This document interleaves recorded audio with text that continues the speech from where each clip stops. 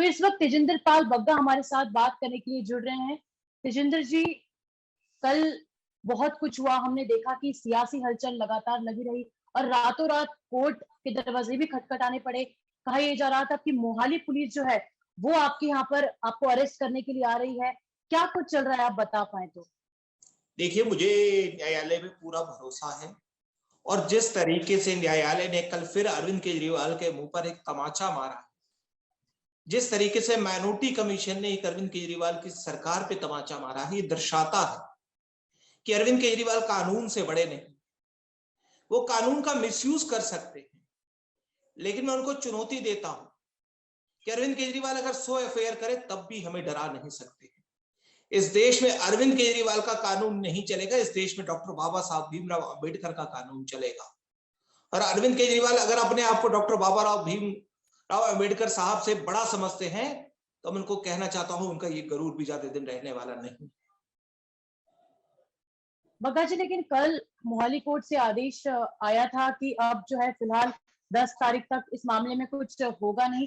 इस पूरे मामले पर आप क्या कहना चाहेंगे इस वक्त? देखिए, मुझे पूरा न्यायालय पे भरोसा था, क्योंकि जिस तरीके से Arvind Kejriwal misuse of power कर रहे हैं, वो देश को ये संदेश देना चाहते हैं अगर मेरे पास आ गई है तो मैं कुछ भी उसका दुरुपयोग कर सकता। ये वही पंजाब की पुलिस है जिसने कभी आतंकवाद का खात्मा किया। क्या हालात बना दी पंजाब पुलिस का अरविंद केजरीवाल ने। मुझे नहीं लगता कि पंजाब पुलिस अपनी मर्जी से ये कर रही है। पंजाब पुलिस के ऊपर कितना दबाव होगा कि 40-40, 50-50 पुलिसकर्मी दिल्ली में आ रहे हैं। डीएसपी, एसएसपी, एडीजीपी लेवल, मतलब सोचो, ADGP of Punjab police Kurukshetra में आई, एसपी डीएसपी दिल्ली में आए, एसआईटी बना दी गई। एक एफआईआर को बचाने के लिए ये कोर्ट ना हो जाए, 2 केस और मेरे खिलाफ डाल दिए गए, मलेरकोटला में, एक और किसी जगह पे। तो ये क्या दर्शाता है कि अरविंद केजरीवाल इतने भयभीत हैं, इतने डर गए हैं कि अगर उनसे सवाल पूछे जाएंगे, अरविंद जी आपने कहा था कि आप जब सत्ता में आएंगे उन दोषियों को सजा देंगे जिन्होंने गुरु ग्रंथ साहब जी की बेदबी की, 24 घंटे के अंदर उनको जेल की सलाखों के पीछे डालेंगे। जिन ड्रग्स माफियाओं ने पंजाब को, जो युवा है वो उनके सारी एक जिंदगियां खराब कर दी, उन दोषियों को जीने नहीं देंगे। अरविंद केजरीवाल हर भाषण में ये कहते थे कि ड्रग्स माफियाओं को जेल में डालेंगे। आज आप मुझे बता सकते हैं कि एक भी एफआईआर पिछले 1 महीने के अंदर किसी ड्रग माफिया को जेल के अंदर डाला गया? क्या एक भी गुरु ग्रंथ साहब जी की बेदबी करने वालों को जेल के अंदर डाला गया?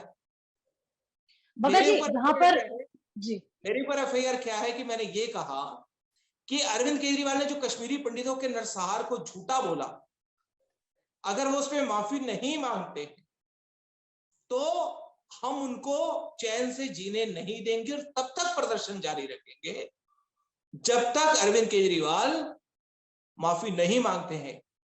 तो आगे का पीछे का काट दिया, वीडियो को वायरल किया गया पहले सोशल मीडिया पे, और ये कहा गया कि मैंने अरविंद केजरीवाल को जान से मारने की धमकी दी। मैं जान से मारने की धमकी टीवी पे आके दूंगा उनको? अगर मैं किसी को कहता हूं कि चुल्लू भर पानी में डूब के मर जाओ, अगर मैं अरविंद केजरीवाल जी को कह दूं तो वो कहेंगे मैंने अटेम्प्ट टू सुसाइड उनको करने के लिए प्रेरित किया है, एक एफआईआर और कर देंगे। तो दर्शाता है अरविंद केजरीवाल कितने डर चुके हैं भारतीय जनता पार्टी के कार्यकर्ताओं से, और उसी डर को दिखाने के लिए, बचाने के लिए आप देखेंगे पिछले 2 दिन से अगर ये पंजाब पुलिस का कार्रवाई थी तो पंजाब पुलिस बयान देती। तो पिछले 2 दिन की हम बात करें, कल की यदि हम बात करें तो कल आपको किस तरह की जानकारी मिली थी जब ये सारी घटनाक्रम हो रहा था? तो कल रात को 8 से 10 बजे के बीच में आपको किस तरह की जानकारी दी गई थी? नहीं, देखिए, मैं उस समय अपने एडवोकेट्स के साथ था, क्योंकि हमने उसको अर्जेंट फाइल करना था। जैसे ही मुझे उस वारंट का पता लगा तो मुझे अपने वकीलों ने बोला कि आप यहाँ चाहिए, क्योंकि कुछ कागजों में मुझे साइन करना था जिसके बिहाफ पे वो फाइल होनी थी।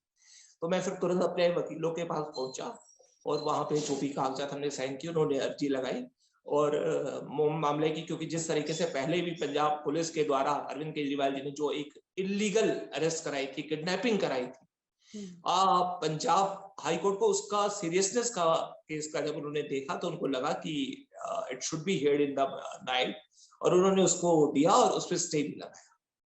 आपको जब अंदाजा था कहीं ना कहीं कि एक बार जब पंजाब पुलिस आपको इलीगल तरह से अरेस्ट करके ले गई है, तो शायद हो सकता है कि दूसरी बार भी आ जाए, तो आप दोबारा से अपने घर पे आए, तो फिर आपने अपने आप को क्यों रिवील किया, लोकेशन रिवील कर दी, सारी चीजें आप फ्रंट फुट पे आकर कर रहे थे? नहीं देखिए, मैं तो अरविंद केजरीवाल को आज भी चुनौती दे रहा हूँ, एक नहीं 100 एफआईआर करो। अगर सच बोलने के लिए एफआईआर होती है तो मुझे कोई दिक्कत नहीं है, मैं तो सच बोलूंगा। मैं तो उनसे गुरु ग्रंथ साहब जी की बेदबी के सवाल पे पूछूंगा, कि रोज पूछूंगा कि आपने कितने दोषियों को जेल में डाला, क्योंकि इस नाम भी अब सत्ता पे आए हैं और ये पंजाब के लिए, सिखों के लिए, गुरु ग्रंथ साहब जी को मानने के लिए सबसे बड़ा मुद्दा है। और देखिए, ये सवाल तेजिंदर बग्गा का नहीं है, भारतीय जनता पार्टी का नहीं है।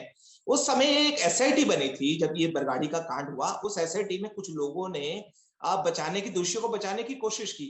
तो एक उस समय व्यक्ति थे पुलिस अफसर से, उसने कहा ये गलत हो रहा है, उन्होंने रिजाइन कर दिया। उस व्यक्ति ने बाद में आम आदमी पार्टी ज्वाइन की, अमृतसर से वो विधायक बने, कंवरपाल सिंह उनका नाम है, आईपीएस ऑफिसर है, वो विधायक बने। उन्होंने कहा कि जिन दोषियों ने उनको बचाया था, उन्हीं दोषियों को अरविंद केजरीवाल ने प्रमोशन दे दी। तो ये मेरे आरोप नहीं है, ये उन्हीं के विधायक के आरोप है। और उस अच्छा, लेकिन विधायक आरोपों की यदि हम बात करें, तो आरोप अभी इस वक्त ये भी लगाए जा रहे हैं और मीडिया में शायद कहीं ना कहीं इस तरह की बात निकलकर सामने आ रही है कि तेजिंदर पाल बग्गा अब तक जो मीडिया के सामने आकर खुलकर बात कर रहे थे, वो अब शायद अंडरग्राउंड हो चुके हैं और वो अब फरार है। इस तरह की बयानबाजियां भी हो रही हैं आम आदमी पार्टी की तरफ से। इस पे आपका क्या अपने कहना है? वकीलों के साथ था, आपके चैनल से मुझे बार बार आग्रह आया कि 5 मिनट के लिए इसको लाइव कर दीजिए, क्योंकि देखिए, क्योंकि कल हमने पिटीशन दोबारा डालनी है, तो इसलिए मैं वकीलों के साथ हूँ अपने। और मेरे को अरेस्ट पे जब स्टे लग चुका है, जब स्टे नहीं था तब मैं अपने घर पे था, तो जब स्टे लग चुका है अब तो पंजाब पुलिस कुछ कर ही नहीं सकती 10 तारीख तक, तो अब मुझे क्यों आने में कोई डर होगा। अपने वकीलों के साथ में हूँ, क्योंकि कल हमने पिटीशन डालनी है, तो जैसे भी वो मुझे सलाह देंगे उस हिसाब से मैं फिर अपना बयान दूंगा। अच्छा, मान लीजिए यदि इस पे स्टे नहीं लगता है और पुलिस आपको अरेस्ट करने के लिए आती है, सारे वारंट लेकर, सारे तमाम तरह के डॉक्यूमेंट्स लेकर आती है, तो उस वक्त आपका प्लान ऑफ एक्शन क्या रहने वाला है? कल जब आपके पिताजी से बात की, तब उनका ये कहना था कि आप, हो सकता है कि आप मोहाली की तरफ रुख कर रहे हो, इस तरह की बातें भी सामने आ रही थी, लेकिन आपका प्लान ऑफ एक्शन क्या रहेगा? अगर वो मुझे कहेंगे कि I should move to Mohali Punjab high court, तो मैं पंजाब हरियाणा हाई कोर्ट को जाऊंगा, जैसे भी मेरे वकील सलाह देते हैं, क्योंकि अभी उनके साथ ही बैठे हुए, और जैसे भी वो सलाह देंगे मैं हमने देखा कि पॉलिटिकल मूवमेंट कल काफी तेज था और बीजेपी के तमाम कद्दावर नेता आपके यहाँ पर आकर मुलाकात कर रहे थे, मुलाकातों का दौर जारी था। आज भी विश्व हिंदू परिषद के कुछ जो नेता है वो आपके यहाँ पर आने वाले हैं।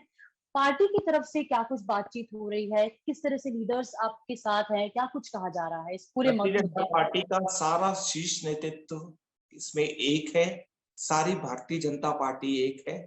और आप अगर देखेंगे कि पूरे देश के अंदर आम आदमी पार्टी के कार्यालय के बाहर कल बेंगलोर में प्रोटेस्ट हुआ, जो संगरूर में प्रोटेस्ट हुआ, चंडीगढ़ में प्रोटेस्ट हुआ, दिल्ली में तो जो प्रोटेस्ट है वो हो ही रहे हैं।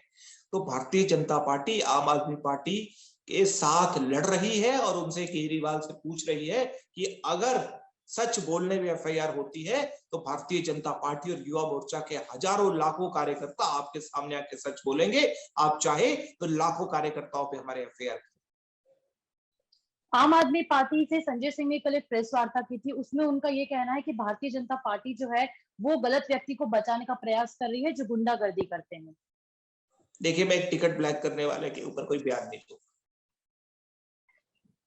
आगे आने वाले प्लान ऑफ एक्शन के बारे में आप हमें कुछ बता पाए कि आगे आप आपकी मैंने क्या आपको रणनीति होने मैं वाली अपने है? वकीलों के साथ हूँ, और हमारी क्योंकि 10 तारीख को है, तो हम उसमें क्या क्या पटिशन, और साथ में क्योंकि अब ये पहले 10 तारीख को नॉर्मल तारीख थी जो 5 तारीख को होने जी। वाली थी, और जिसमें जज साहब क्योंकि शायद अस्वस्थ थे और वो छुट्टी पे थे, तो वो नहीं आ पाए, तो इसलिए 10 तारीख लग गई है।